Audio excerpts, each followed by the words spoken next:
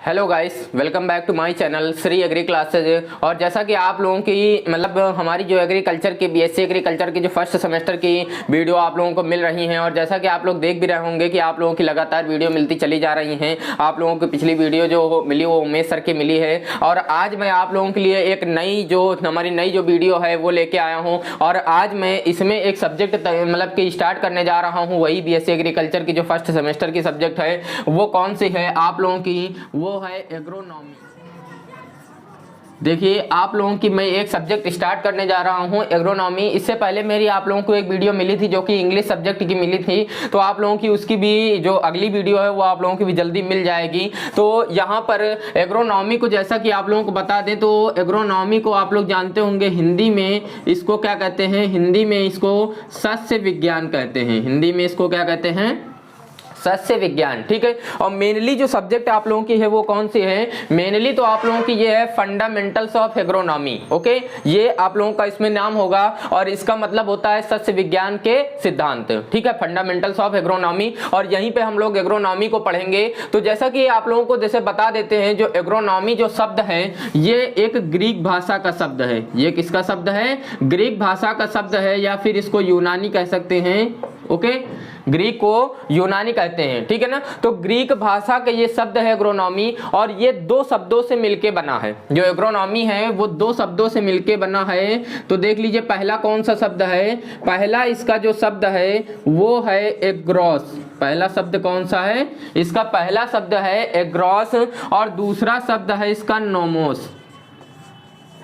ठीक है ना, पहला शब्द हो गया एग्रोस और दूसरा शब्द क्या हो गया, नोमोस। कहीं कहीं एग्रो ही लिखा होता है और नोमोस लिखा होता है, तो आप लोगों को जैसा कि कोई दिक्कत नहीं है, एग्रोस और नोमोस से ये मिलके बना है। और एग्रोस का जो अर्थ होता है, इसका मतलब होता है खेत। इसका मतलब क्या होता है, खेत, या फिर इसको हम भूमि कह सकते हैं। ओके, या फिर आप फील्ड कह सकते हैं इंग्लिश में। ठीक है ना। और नोमोस का मतलब होता है प्रबंधन। इसका मतलब क्या होता है, इसका मतलब होता है प्रबंधन। ठीक है ना।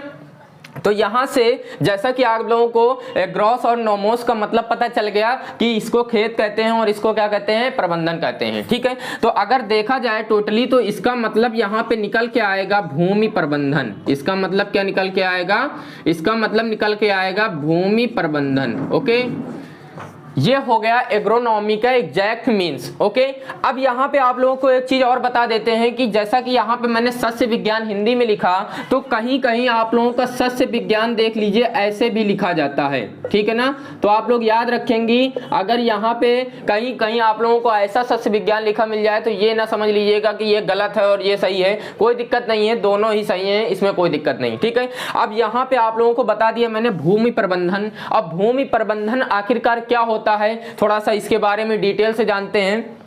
तो जैसा कि अगर आप लोगों की इसकी डिफिनेशन के बारे में, अगर आप इसकी परिभाषा कुछ कह सकते हैं तो वो क्या कह सकते हैं कि जैसे मान लीजिए कोई फील्ड है, कोई खेत है। ठीक है। और उसको अच्छे प्रकार से हम लोग क्या करें, एकदम मतलब ठीक ढंग से प्रबंधित करें। ठीक है ना। कोई खेत को अगर हम ठीक ढंग से प्रबंध कर दें उसका, ठीक है ना, जैसा कि अगर आपका खेत है तो उसको जोत कर या ऐसे पूरा फील्ड एकदम तैयार कर दिया जाए। ठीक है। और उस पर जब वैज्ञानिक विधि से, कैसे, उस पर जब वैज्ञानिक विधि से और उस पर जब खेती की जाती है, जब वैज्ञानिक विधि से खेती की जाती है, तो वही हमारा क्या कहलाता है, वही हमारा सस्य विज्ञान कहलाता है, एग्रोनॉमी कहलाता है। ठीक है ना। तो आप लोगों को भूमि या किसी खेत को ठीक प्रकार से प्रबंध करके उसका अच्छे से मतलब कि उसको व्यवस्थित करके और उस पर जब वैज्ञानिक विधि से उस पर कृषि की जाती है, खेती की जाती है, तो उसे ही हम क्या कहते हैं, सस्य विज्ञान कहते हैं। Is that clear. तो यहां तक आप लोगों को बिल्कुल क्लियर हो गया होगा और यहां तक आप लोगों को कोई दिक्कत नहीं होगी, क्योंकि इतना जो मैंने समझाया एकदम अच्छे से डीपली मैंने बता दिया है। ठीक है। आगे बढ़ते हैं। तो इसके आगे जब हम बढ़ते हैं तो यहां पे आप लोगों को इनके फादर ऑफ एग्रोनॉमी, मतलब कि कहीं कहीं फादर ऑफ एग्रोनॉमी पूछ लिया जाता है कि एग्रोनॉमी के जनक कौन है, सस्य विज्ञान के जनक कौन है, सस्य विज्ञान के जनक फादर ऑफ एग्रोनॉमी। तो जैसा कि इसके अगर एग्रोनॉमी के जनक आप लोगों को बता दे तो आधुनिक युग में इसके जनक हैं पिट्रो डी क्रिसेंजी। इसके जनक कौन हैं? पिट्रो डी क्रिसेंजी। तो थोड़ा सा नाम हटके है लेकिन आप लोगों को याद करना पड़ेगा, ठीक है ना। अगर ये ऐसा अगर नाम हट के ना होता तो इनके जनक क्यों होते ये, ठीक है। और एक इसके और एक जनक कहे जाते हैं डॉक्टर एम.एस. स्वामीनाथन। देख लीजिए डॉक्टर एम.एस. स्वामीनाथन। तो याद रखिएगा सिर्फ इनको, एम.एस. स्वामीनाथन, ठीक है ना।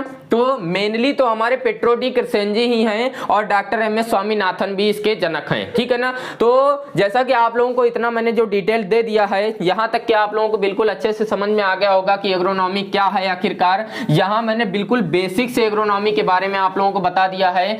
अब आगे अगर हम चलते हैं तो सस्य विज्ञान का एग्रोनॉमी का जो स्कोप है उसका क्षेत्र क्या है, मतलब कि यहाँ पे मैं हेडिंग डाल देता हूँ सस्य विज्ञान का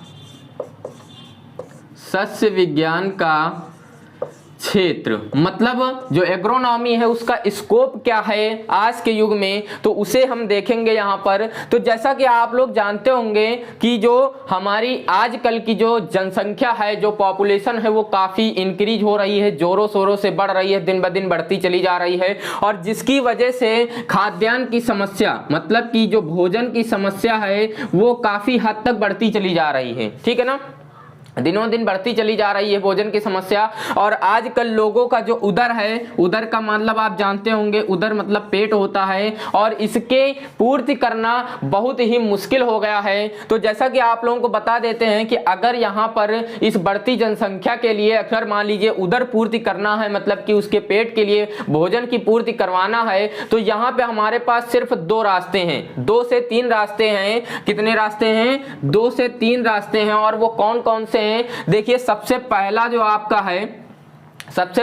आपका जो फील्ड है, जो आपका खेत है, तो इसका जो एरिया है, इसका जो क्षेत्रफल है, इसको बढ़ाया जाए, ठीक है। सबसे पहला इसका काम क्या है कि जो एरिया है या खेत को, फील्ड को बढ़ाया जाए, ठीक। तो ये बताइए कि आप क्या खेत को बढ़ा सकते हैं? आपके पास अगर 4 बीघा जमीन है तो आप क्या इसको 10 बीघा जमीन कर सकते हैं? ऐसा तो कर नहीं सकते हैं, ठीक है ना। तो ये तो आपका जो आइडिया है ये तो बिल्कुल फ्लॉप हो जाएगा, खेत को बढ़ाया नहीं जा सकता है, ठीक है ना। तो दूसरा काम आपका ये हो जाएगा कि हमारी जो जनसंख्या है, जनसंख्या जो दिन ब दिन बढ़ रही है, इस पर हमारा क्या किया जाए? इस पर रोक लगाई जाए। मतलब कि ये जो जनसंख्या बढ़ रही है इस पर रोक लगाई जाए, तभी ये जो खाद्यान्न पूर्ति की, ये जो उदर पूर्ति की जो समस्या है, इस पर रोक लगा, मतलब कि इस पर अमल पाया जा सकता है, ठीक है ना।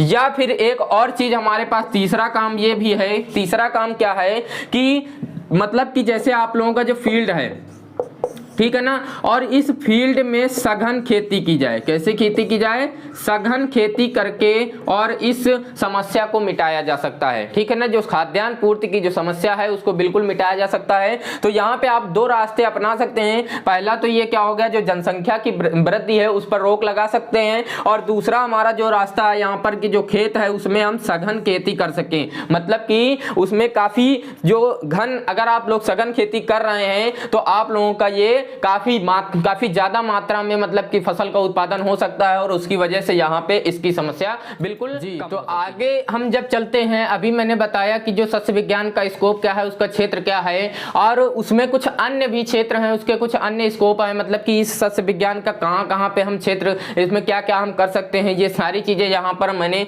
यहाँ पर लिख दिया है। कुछ अन्य जो क्षेत्र हैं इनके बारे में चलिए समझ लेते हैं अच्छे से। और यहाँ पे सबसे पहला जो है खाद्यान्न की उपलब्धता। जैसा कि अभी मैंने बताया कि यहाँ पे जो बढ़ती जनसंख्या है उसकी खाद्यान्न की उदर पूर्ति की उपलब्धता, मतलब जो सस्य विज्ञान है उसी के द्वारा काफी जोरों शोरों से किया जा रहा है। और जैसा कि आप लोगों को बता दें तो यहाँ पर रसायन, जो कुछ रसायन हैं, रसायन का काफी जोरों शोरों से इस्तेमाल करके, उनका उपयोग करके, और खाद्यान्न की जो समस्या है, जो फसल उत्पादन है, उसको जोरों से बढ़ाया जा रहा है। लेकिन समस्या ये आ रही है कि जो मतलब कि खाद्यान्न की जो पूर्ति है वो तो ठीक होती जा रही है, लेकिन जो हमारी जो भूमि है, भूमि की उर्वरा शक्ति इस रसायन के छिड़काव से काफी ज्यादा क्षीण होती जा रही है। मतलब कि आप लोग देखते होंगे जैसा कि अगर आप लोगों को 1 बीघे में पहले क्या होता होगा कि अगर आप 10 क्विंटल का गेहूं अगर पैदा करते थे तो अब क्या हो गया है, उसी केमिकल के इफेक्ट से मतलब कि कुछ ऐसे कीड़े या ऐसे मतलब बीमारियां उत्पन्न होने लगी हैं जिसकी वजह से आप लोग 5 से 6 क्विंटल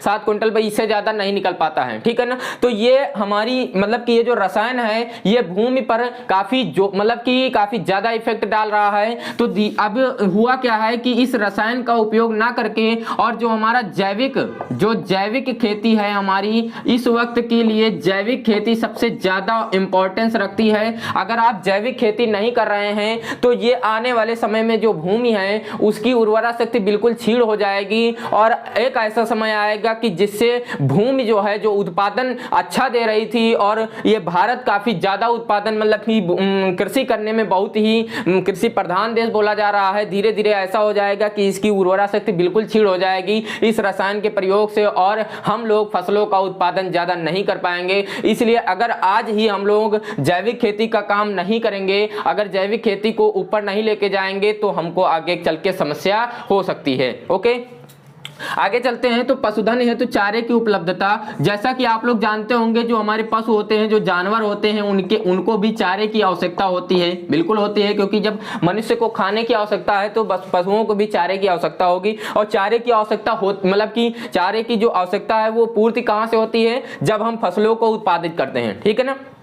फसलों का उत्पादन जब हम करते हैं तो उन्हीं से आप लोग जानते होंगे भूसा है, पैरा है, ऐसी चीजें मतलब कि उत्पादित होती हैं और जिससे कि क्या होता है, या फिर आप लोग जानते होंगे कि बरसीम है या ऐसे जो कुछ चीजें हैं जिससे कि पशुधन के लिए मतलब पशुओं के लिए चारे की उपलब्धता इसी के द्वारा की जाती है, ठीक है ना। और अगर देखा जाए तो मशीनों के उपकरण से जो आजकल की जो मशीनें बन गई हैं उनसे तो कम ही पशुधन के लिए जो चारे की समस्या है उसको सॉल्व किया जा रहा है, लेकिन जो जमीन है, जो मृदा है हमारी, जो भूमि है, उससे काफी ज्यादा हमारी जो पशु मतलब कि ये जो चारे की उपलब्धता है वो काफी जोरों से की जाती है, ठीक है ना। मतलब कि हम लोग जमीन से ही, हम लोग भूमि से ही चारे की समस्या को खत्म करते हैं।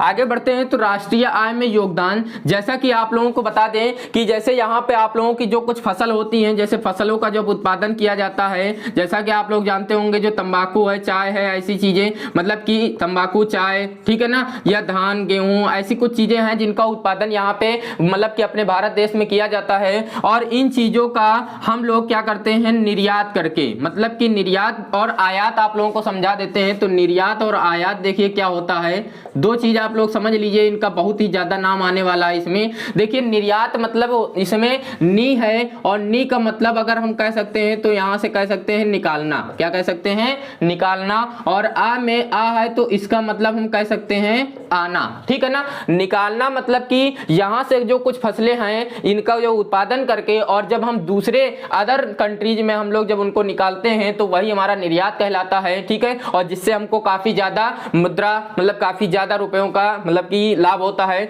और आयात मतलब होता है आना, मतलब कि जब हम विदेशों से जब कुछ मतलब कच्चे माल या ऐसी चीजों को जब हम लेते हैं या कुछ उन चीजों को जिनको हमारे यहाँ से उत्पादन नहीं हो पाता है तो वही हमारा क्या हो जाता है, आयात, ठीक है। तो इसी से जब हम आयात निर्यात करते हैं तो हमको क्या होती है, मतलब कि जो हमारी मुद्रा है उसमें काफी ज्यादा वृद्धि होती है और राष्ट्रीय आय में भी काफी ज्यादा वृद्धि होती है, ठीक है। आगे चलते हैं तो वस्त्र आपूर्ति देखते हैं। तो वस्त्र आपूर्ति में कैसे क्या बता सकते हैं, जैसे आप जानते होंगे कि मनुष्य के लिए 3 चीज ही जरूरी है आजकल के जमाने में, वो क्या है, रोटी, कपड़ा और मकान। रोटी, कपड़ा और मकान, ठीक है ना।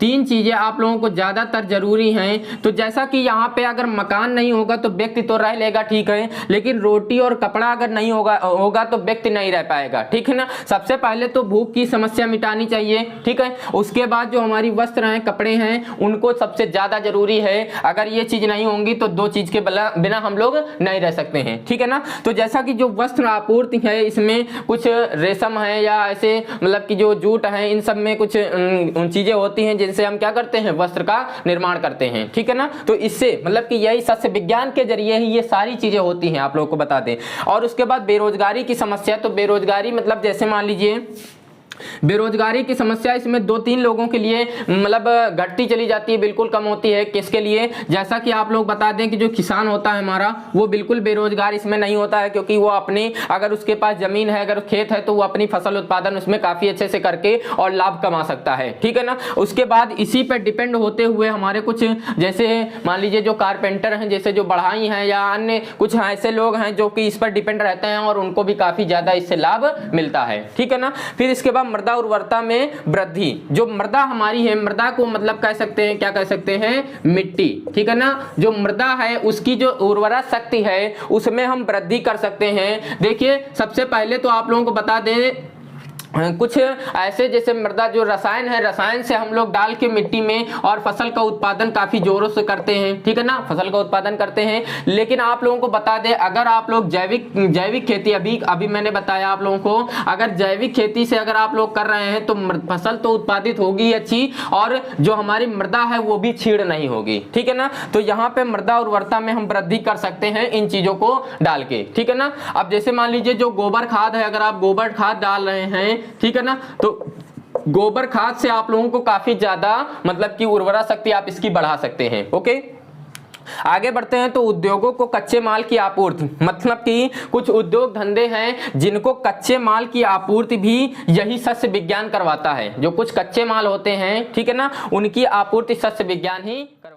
तो उद्योगों को कच्चे माल, जैसे मान लीजिए आप लोग बता दें जो चीनी है, ठीक है ना, चीनी है, तेल है या कपास है, ये सब कच्ची चीजें होती हैं, कच्चे माल होते हैं, और जिनसे कि कुछ उद्योग धंधे होते हैं वो काफी अच्छे से चलते हैं, ठीक है ना। तो इसमें भी आपूर्ति कृषि जो हमारा सस्य विज्ञान है वही करवाता है, ठीक है ना। आगे बढ़ते हैं। तो जीवन स्तर में वृद्धि, मतलब कि जो हमारा जीवन चल रहा है उसमें भी काफी जोरों से वृद्धि करता है। कौन करता है? हमारा जो सस्य विज्ञान है। अगर आप लोग जैसे फसल का उत्पादन करते हैं, अगर मान लीजिए कुछ ऐसी चीजें हैं जिनका मतलब कि उत्पादन करके और काफी ज्यादा रुपया, काफी अधिक मात्रा में रुपया कमा रहे हैं, तो आपके जीवन स्तर में भी वृद्धि होगी, आप भी काफी अच्छे से आगे के लिए बढ़ पाएंगे, मतलब कुछ अन्य चीजें भी और करने को सोच पाएंगे, ठीक है ना। तो ये सारी चीजें हमारे सस्य विज्ञान के अंतर्गत ही आती हैं और इन्हीं से ये संभव है। तो आप लोगों ने देख लिया होगा इतनी देर में कि सस्य विज्ञान जो हमारा है उसका कितना ज्यादा स्कोप है हमारे मतलब कि जीवन में, ठीक है ना। आगे बढ़ते हैं तो और बता देते हैं,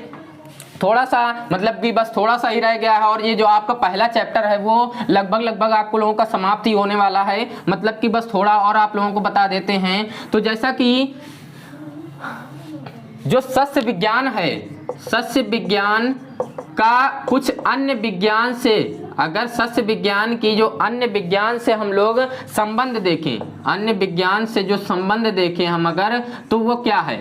देखिए, सस्य विज्ञान एक व्यवहारिक विज्ञान है। सस्य विज्ञान क्या है? एक व्यवहारिक विज्ञान है, और व्यवहारिक विज्ञान होते हुए हम इसको मौलिक विज्ञान के भी अंतर्गत ला सकते हैं। किसके अंतर्गत ला सकते हैं? जो मौलिक विज्ञान है। और मौलिक विज्ञान में हमारी जो रसायन है, मतलब रासायनिक, एक मिनट, जो हमारी विज्ञान मतलब कि जो फिजिक्स है, केमिस्ट्री है, बायोलॉजी है या मैथ है, ये सारी चीज़ें मौलिक विज्ञान में आती हैं, और इसका भी इसी से हम लोग कंपैरिजन बिल्कुल अच्छे से कर सकते हैं, ठीक है ना। ये सारी चीज़ें इसमें सम्मिलित होती हैं, गणित है ना। अब आगे आप लोगों को एक चीज़ सबसे ज़्यादा इम्पॉर्टेंट, जो सबसे ज़्यादा इम्पॉर्टेंट है वो क्या बता दें कि जो कृषि वैज्ञानिक है, देखिए एक जो कृषि वैज्ञानिक होता है, कृषि वैज्ञानिक, देखिए कितना बड़ा, कितनी बड़ी बात है। कृषि वैज्ञानिक जो होता है, और एक जो एमबीबीएस का वैज्ञानिक, मतलब कि जो एमबीबीएस का कृषि वैज्ञानिक भी एक डॉक्टर होता है, आप लोगों को बता दें, और एमबीबीएस करके भी एक डॉक्टर बनता है, ठीक है ना। ये बहुत बड़ी कंपैरिजन मैंने की है एक, और काफी अच्छी मुझको बात लगी थी, तो इसीलिए मैंने यहाँ पर बताना स्टार्ट कर दिया। देखिए इन दोनों का कंपैरिजन हम एक दूसरे से बहुत ही अच्छे से कर सकते हैं, लेकिन अगर देखा जाए तो कुछ स्तर तक हमारा ये जो कृषि वैज्ञानिक है वो ज्यादा अच्छा होता है इसकी कंपैरिजन में। क्यों? क्योंकि ये जो डॉक्टर होता है, ये तो जो रोग होता है, ठीक है ना, या जो मरीज होता है उसको देखता है तब जाके उसको दवाई देता है, ठीक है ना। अगर आप लोगों को कोई मरीज आया है और अगर आप जब तक उसको देखेंगे नहीं, मतलब उससे पूछेंगे नहीं, तब तक उसकी बीमारी का हो सकता पता ना लगा पाए, या फिर अगर किसी रोग को पता करना है तो उसका क्या करते हैं, सीटी स्कैन, एमआरआई या उसका अल्ट्रासाउंड, ऐसी सारी चीजें करवाते हैं, तब जाके ये डॉक्टर ही इनकी मरीज को, मतलब कि मरीज की जो बीमारी हो उसको पकड़ पाता है, ठीक है ना। लेकिन जो एक कृषि वैज्ञानिक का जो डॉक्टर होता है, जो कृषि वैज्ञानिक होता है, वो क्या करता है, फसल को देख के ही और उसमें कौन सा रोग लगा है, कौन सा कीट लगा है, कौन सी समस्या है, या फिर क्या इसका उपचार है, ये तुरंत ही बता देता है। तो आप लोग समझ रहे होंगे कि जो कृषि वैज्ञानिक है वो एमबीबीएस के डॉक्टर से कितना ज्यादा इंपॉर्टेंस रखता है। ओके, बात समझ में आई कि नहीं आप लोगों को? तो यहां तक के आप लोगों को जैसा कि मैंने बता दिया, जी हाँ, तो जैसा कि आप लोगों का ये जो मैंने आप लोगों को जो पहला चैप्टर पढ़ा दिया है, जो सस्य विज्ञान का क्षेत्र था, मतलब कि सस्य विज्ञान का कैसे विकास होता है, ये सारी चीजें, और उसका जो बिल्कुल बेसिक था, इसका इन्फॉर्मेशन थी, वो भी मैंने आप लोगों को बता दी है। और एक इंपॉर्टेंट बात आप लोगों को मैं बताना चाहूंगा, बस थोड़ी देर के लिए, 1 मिनट के लिए और वीडियो में रुक जाइए। बस आप लोगों की सारी जो वीडियो जितना भी मैंने बनाया वो सारा यहीं से काम खत्म होने जा रहा है। जो आप लोगों की जो हमारी बीएससी एग्रीकल्चर की जो फर्स्ट सेमेस्टर की जो क्लासेस चल रही हैं वो आप लोगों को लगातार अब मिलना स्टार्ट हो गई हैं। और आप लोगों को एक चीज और बता देते हैं कि आप लोगों की जैसे जो भी सब्जेक्ट जो चालू की जा रही, जो स्टार्ट की जा रही है, आप लोगों को अगर उनकी अन्य वीडियो भी नहीं मिल पा रही हैं तो आप लोग क्या करेंगे, आप लोगों के चैनल में जाएंगे, मतलब हमारे चैनल में जाके, और आप लोगों को एक प्लेलिस्ट का ऑप्शन मिलेगा, वहां से जाके आप लोगों की सारे प्लेलिस्ट में बनाता चला जाऊंगा और वहां से आप लोगों को प्लेलिस्ट लेके और आप लोगों की अपनी तैयारी करते चले जाना है। बात समझ रहे हैं ना। और सबसे बड़ी बात तो ये है कि आप लोग अगर हमारे चैनल पर आए हैं और नए हैं तो हमारे चैनल को सब्सक्राइब जरूर कर लीजिए और साथ में बेल आइकन को भी प्रेस कर दीजिए ताकि अगली वीडियो के जो नोटिफिकेशन है वो आप लोगों तक तुरंत ही पहुंच जाए। और अगर आप लोगों को ये वीडियो पसंद आया है तो प्लीज लाइक जरूर कर दिया होगा। आप लोगों ने अगर नहीं किया है तो अब जरूर लाइक कर दीजिए और साथ में कमेंट करके भी मुझको बताइए कि ये जो हमारा प्रयास है वो कितना अच्छा प्रयास चल रहा है और आप लोगों को इससे क्या अनुभव मिल रहा है, कौन कौन सी अच्छी चीजें पता चल रही हैं, ये हमको जरूर से बताइए। और अगर कोई भी कमी रह जाती है तो आप लोग कमेंट करके बताइए, उसको भी सुधारा जाएगा। ओके, चलते हैं, मिलेंगे किसी नेक्स्ट वीडियो में। धन्यवाद।